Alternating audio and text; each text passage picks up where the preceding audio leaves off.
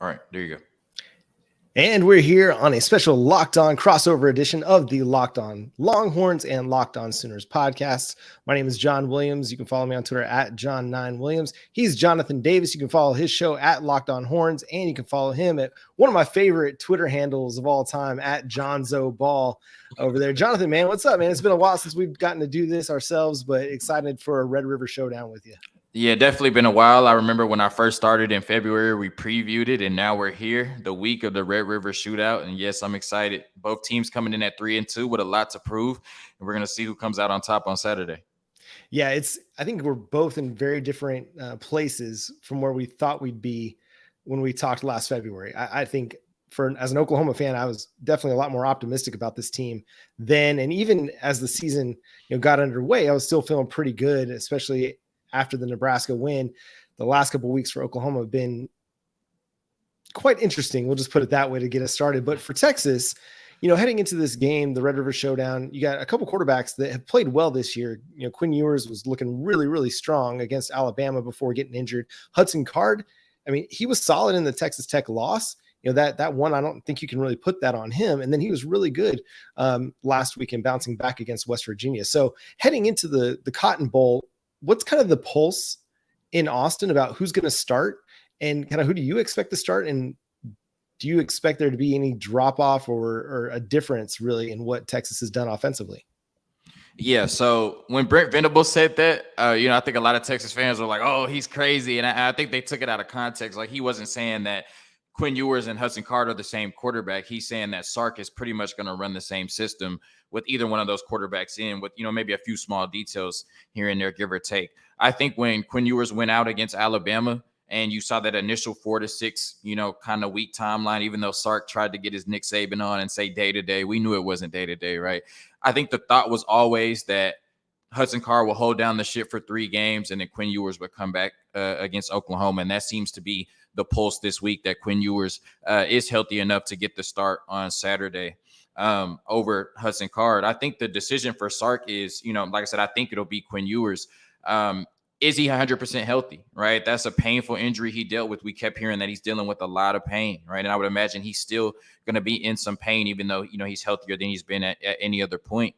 And, is he going to come back right away in, the biggest game of the year or the second biggest game of the year, if you want to put Alabama up there, and pick up right where he left off? People thought that he might be rusty after not playing any real meaningful football since 2020. And he came in and kind of picked up where he left off in high school at the college level against, the number 1 team in the country at the time in Alabama. But this is a different animal, coming off of this type of injury. And so we'll have to see if he comes out and he's hitting on all cylinders, or if he's rusty. And then on the flip side of that, you have Hudson Card, who is not Quinn Ewers. I think we all can agree on that, but has been very serviceable over the last 3 games. If you take away the pick 6 that they had against UTSA, he scored 34 points against Texas Tech, 34 points against UTSA, and 38 points against West Virginia. So the offense has been explosive. I think he's gotten better every game. So, Sark has to make the decision. Does he go with the hot hand in Hudson Card, or does he go with, the young, talented quarterback that won the starting job in camp, Quinn Ewers, that I think, gives them a better chance to open up more of the playbook, especially deep downfield against that Oklahoma secondary. But as we talk about the Texas quarterbacks, there's some confusion and some question marks about the Oklahoma quarterback situation as well. So talk to me about what's going on with, Dillon Gabriel, Davis Beville, and maybe, others, because Brent Venables said multiple quarterbacks are going to be taking reps. Yeah, so Dillon Gabriel's in concussion protocol. We're probably not going to get any clarity on that all week long. I think they'll probably try to keep Texas guessing a little bit. And it just might be that he doesn't clear. He was motionless on the field for some time. And I've been having this discussion with folks on the YouTube side and in the comment section about whether or not he should or shouldn't play. And that's ultimately up to the medical professionals, Brent Venables and Dillon Gabriel. It's not up to me. It's not up to the fans. As the week's gone along, I start to lean toward he's not going to play. And that is probably going to mean Davis Beville. They're going to be giving a lot of guys reps this week. Nick Evers, the 4-star true freshman quarterback that came in the spring, and then General Booty, who was a JUCO transfer late in the spring after the spring game, had great experience at Tyler Junior College. So they've got some really intriguing options, but nobody that's really prepared to to take the reins, especially heading into the Red River Showdown against Texas. The Texas defense, it's looked really, really good. Davis Beville had a solid Peach Bowl. He came in relief after the guy that was starting, I'm blanking on his name, who started in place of Kenny Pickett last winter, as Kenny Pickett opted out of the bowl to prepare for the NFL draft. Beville came in. He was all right. He was not bad. Completed a high percentage of his passes, but not a great yards per attempt. The issue that we're seeing with him right now is he doesn't appear to be very mobile, and he's struggling a little bit in the pocket when it starts to collapse. Some of that is just inexperience. Some of that is just not really getting a lot of game action type reps. But he's a big dude. He's got a strong arm. How that translates to a football game, we'll see. But he'd kind of be the odds-on favorite, I think, to be the starter in the Cotton Bowl this Saturday. Nick Evers is another intriguing option because of just his athleticism. I mean, we saw him in the spring game, and he looked like a true freshman. That's kind of the best way I can put it. But Brent Venables and Jeff Levy both have been really positive about the way he's grown since fall camp and into this point of the season. If he plays, I think it'd be in certain circumstances, maybe some packages where they want to get his athleticism on the field, run a little bit of read option, because you don't want to do that with Davis Beville. I mean, they've tried several times in some relief appearances to run read option, quarterback power with Davis Beville, and it just doesn't work. He's just not that type of a quarterback. And so if they're wanting to get some athleticism, you might see him. You might see Micah Bowens, who was a transfer from Penn State last offseason. 2021 offseason. So there's some intriguing options, but really it's a downgrade at quarterback from Dillon Gabriel, who, to a lot of people's point, wasn't really playing great against TCU before he even got hurt. And so where he was at in that game isn't really reflective of Dillon Gabriel. We've seen a lot better player this season, but whoever they start at quarterback, it's definitely going to be a downgrade for the Oklahoma Sooners. I definitely, agree with that. Anytime you have to go to your backup quarterback, especially like you said, going to Davis Beville. I want to ask you, kind of sticking with Dillon Gabriel. We're going to stick on the offensive side of the football. What has been your impression thus far of Jeff Levy?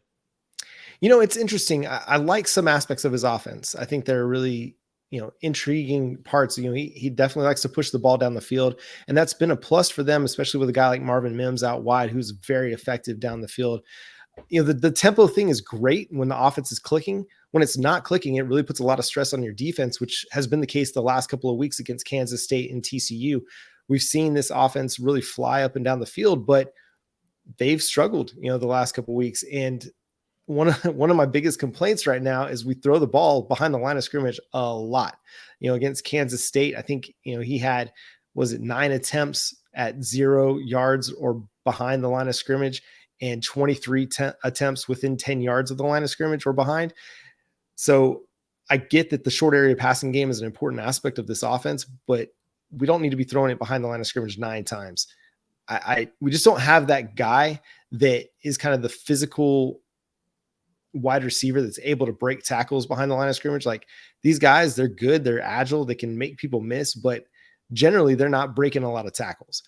So I prefer that they would put the ball down the field. And that's kind of been one of my biggest complaints. But the run game, it started off a little bit slow early in the season against UTEP and Kent State, but I feel like it's really started to come on strong the last few weeks. Even in the 2 losses, it was kind of the highlight of the offense. Last week, Javonte Barnes, the true freshman running back out of Nevada, he was really good. Had his first 100-yard game, had 2 touchdowns, and kind of carried the load for the Oklahoma Sooners. When Eric Gray went out with an injury, Marcus Major missed the game because of an injury.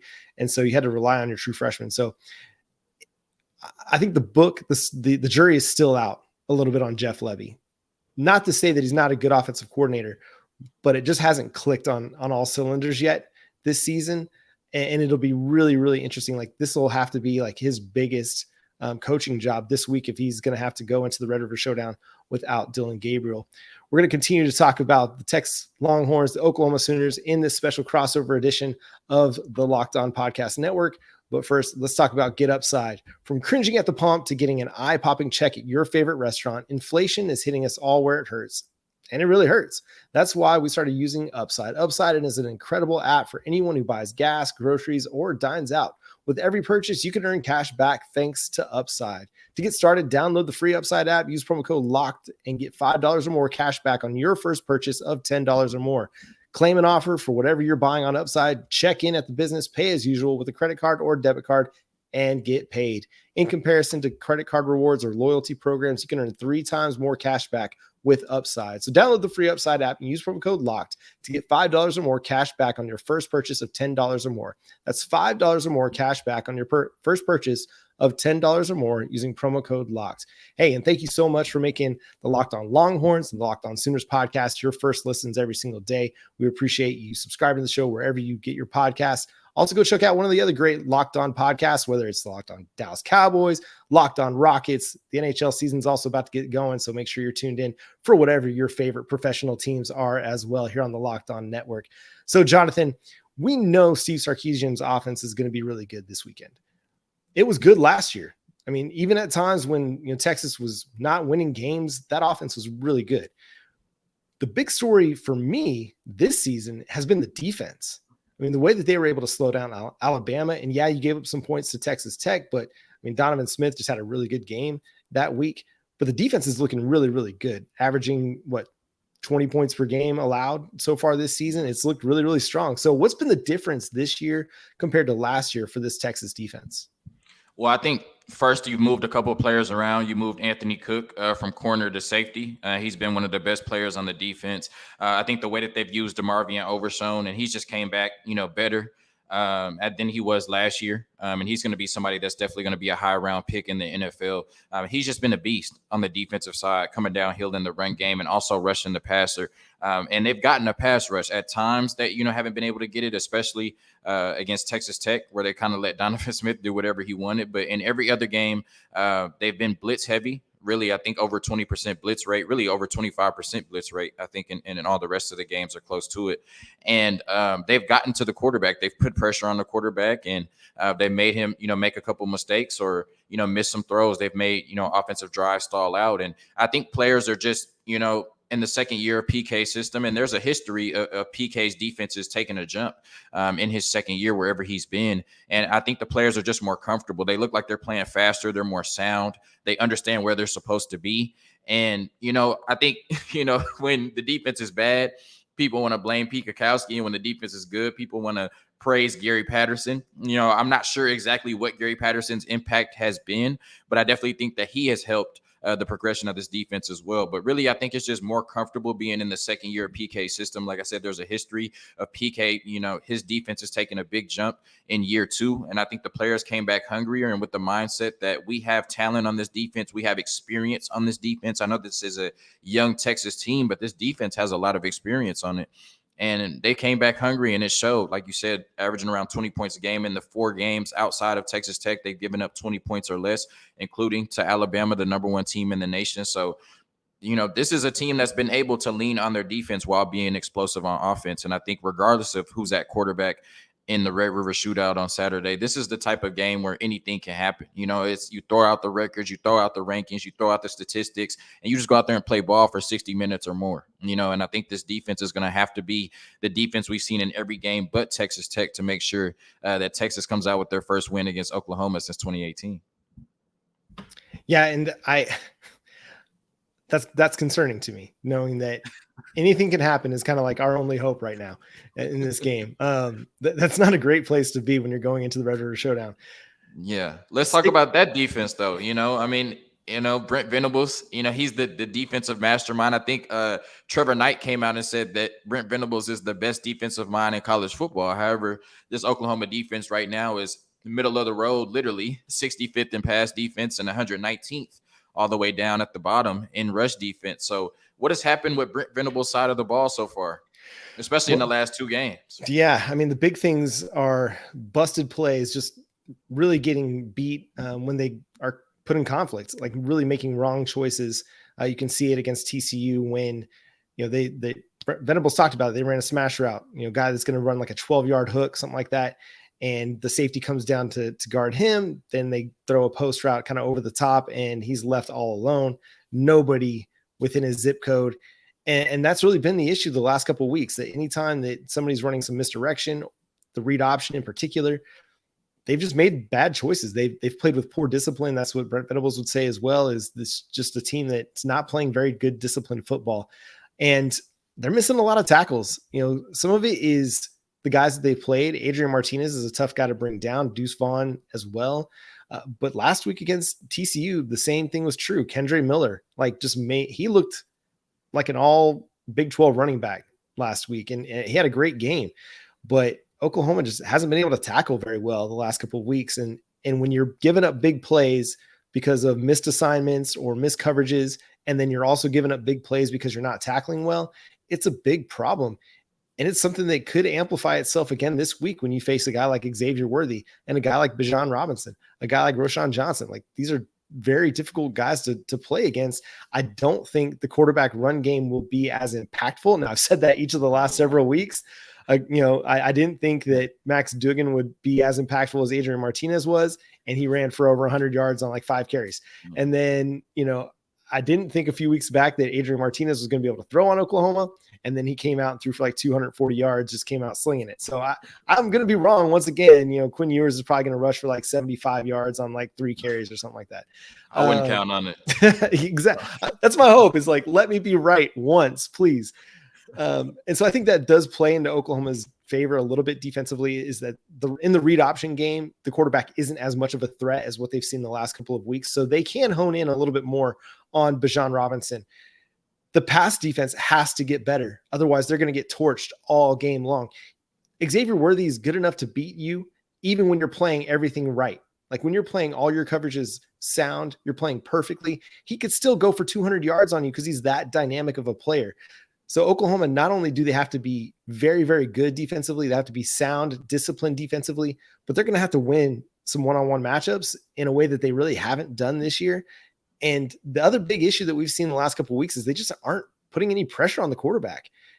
Against Adrian Martinez, against Max Duggan, they would get pressures, quote unquote, according to the the stat keepers, but it's not been effective pressure. They're not getting guys down to the ground. They're not causing incompletions with their pressures. They're not causing turnover worthy plays. And that's been the big issue. Like, they can have guys that'll win one-on-one battles and put pressure on the quarterback, but it's not been effective pressure consistently. And so that's kind of one of my biggest concerns going into this game, is if they're not able to pressure Quinn Ewers or Hudson Card, whoever ends up starting, presumably Quinn Ewers, then it's going to be a long day for Oklahoma secondary, because it doesn't matter how good your secondary is. It doesn't matter if you play everything right. If you allow your quarterback to have 2.5 to 3 to 4 seconds to just sit back there and watch wide receivers develop in the routes, it doesn't matter. You could have Deion Sanders back there, and you give a quarterback 3 seconds to throw, and he's going to find his wide receiver 9 times out of 10. So Oklahoma's pass rush has to be much, much better. Speaking of Xavier Worthy, like, we know Worthy, we know Bijan Robinson, but Texas isn't just winning because of those two guys. Who else has really stepped up for Oklahoma or for Texas's offense this year to kind of help take a little bit of the pressure off those two? Yeah, so you talked about Roschon Johnson earlier, and I think you're going to see a heavy dose of not just Bijan, but Roschon Johnson as well on Saturday against Oklahoma, the emotional leader of the team. And I like to say Bijan Robinson, if he's the best running back in the country, then Roschon Johnson might be the best backup running back in the country, because he's that good of a player, especially somebody that came to Texas to play quarterback, right? He's just a very talented football player. But really, I'm looking at JT Sanders outside of the tight end hall that they have at Georgia, where it seems like they have, 3 or 4 NFL level tight ends. I think JT Sanders has an argument for being one of the best tight ends in the country outside of that room. And in the 2 games that he's been utilized, he's done something that we haven't seen at Texas in over 10 years. In the first game against ULM, he had 85 yards, the most by a Texas tight end since 2007. And in the last game against West Virginia, he had 2 touchdowns, the most by a Texas tight end since 2011. So he possesses that type of talent, and I think he's going to be a handful for the Sooners to deal with on Saturday. And then Jordan Whittington, he got hurt in the Oklahoma game last year. He's gotten hurt every year. He's got hurt every year of his career, I should say. But he seems to be, he talked about all offseason how he was better, and more in shape and better equipped to deal with, the rigors of a football season. And I've seen it thus far. And I think that he's going to have a big impact on this game as well. I think that, obviously Brent Venables is going to, allocate resources to Xavier Worthy and try to make sure that he doesn't break this game open. And I think there's going to be a lot of room for JT Sanders and Jordan Whittington underneath to wreak havoc on that Oklahoma defense. So I think those are going to be the main playmakers that you have to watch out for. But we know Sark is an offensive mastermind, and he's excels at, creating mismatches and making you have to account for a lot of different things. So those are the main playmakers I think you'll see, but there's also a few players that I'm probably not even thinking about. They're going to have an impact on this game on Saturday.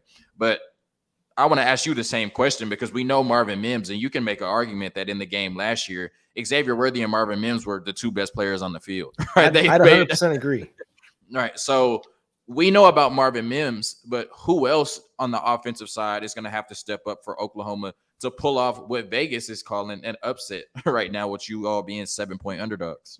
Yeah, the offensive line is going to have to be as good or better than they've been all year. And that's both in pass protection and in the run game. The run game, like I said earlier, it's been getting better. Eric Gray has been really, really dynamic. He's averaging 7 yards per carry for Oklahoma this year. And he's been really good at like breaking off big runs. He's got a ton of 10-yard carries or more this season and has been the dynamic player that we thought we were getting the 2021 offseason when he transferred to the Sooners.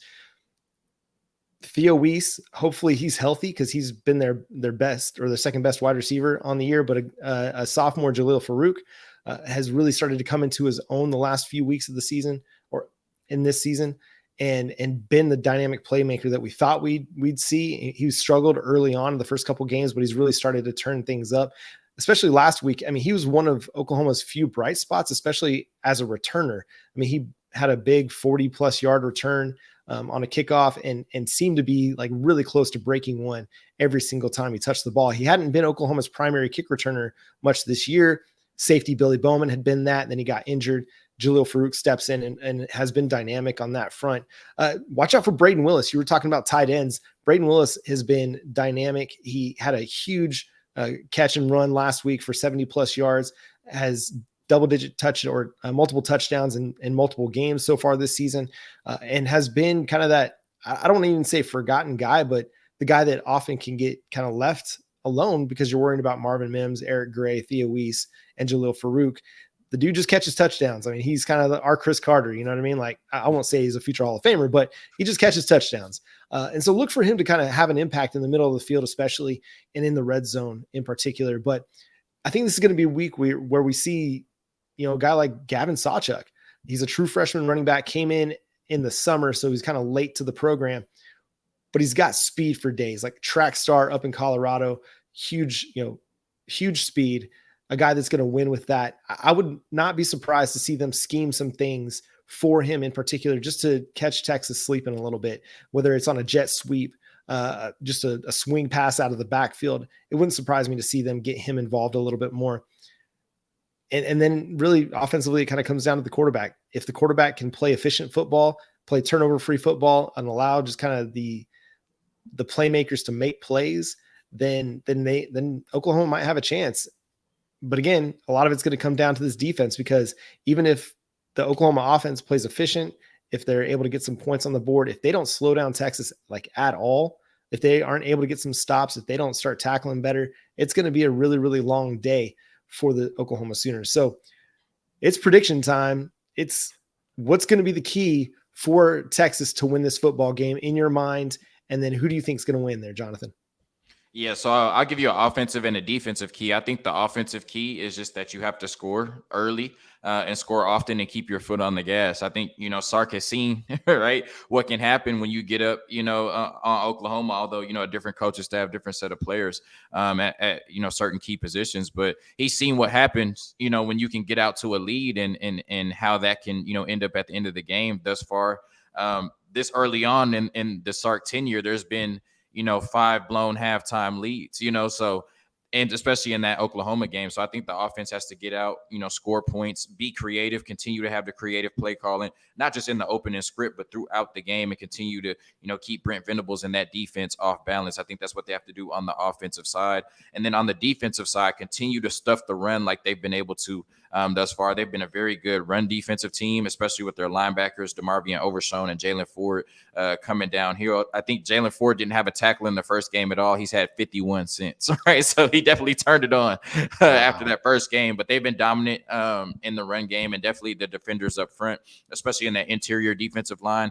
They've all flashed, stopping the run. I think that the Oklahoma offense, they're going to have to pass to win this game, but I think they're going to rely on the run game a little bit more than they have in the previous 5. And so I think the Texas rush defense is going to have to show up to play. And then, like you talked about earlier, it's about being sound, disciplined, and having consistent tackling, right, and being where you're supposed to be. And so I think that you're going to have to do that on Saturday, because we didn't see that a lot from the Texas defense in the second half last year in the Cotton Bowl and the Red River Showdown.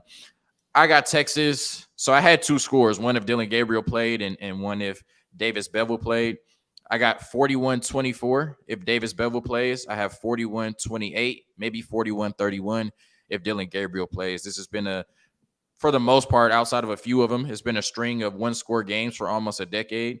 I think we kind of break the trend this weekend, and Texas wins by, I would say, 2 scores. And I think we also bucked the trend because thus far, Texas hasn't won back-to-back games yet this season. It's been win, loss, win, loss, win again against Oklahoma on Saturday. What's your prediction, John?